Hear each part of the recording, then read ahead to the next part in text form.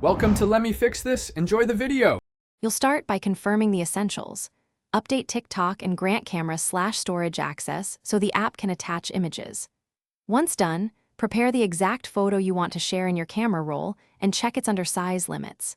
Then open TikTok, tap Messages, and select or create the chat with the person or group. This gets you immediately to the conversation where you'll attach your image instead of toggling through other menus, so you're ready for the next step. Now attach the photo, tap the plus or image icon inside the chat input, which opens your gallery.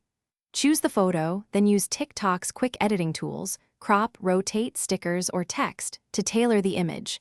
Do this because chat recipients often prefer a framed, readable image. Make sure you allow one-time or full access when the OS prompts for permissions. Without it, you can't pick files.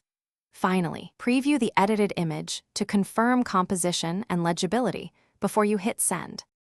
Finish by tapping send and watch the chat for the uploaded image with a timestamp and delivery check. That confirms success. If you need to change it, long press the sent image to save, forward, delete, or add a reaction. Make sure recipients can view it. If sending fails, try reconnecting to Wi-Fi, reduce the photo resolution or file size, relaunch TikTok, and recheck permissions.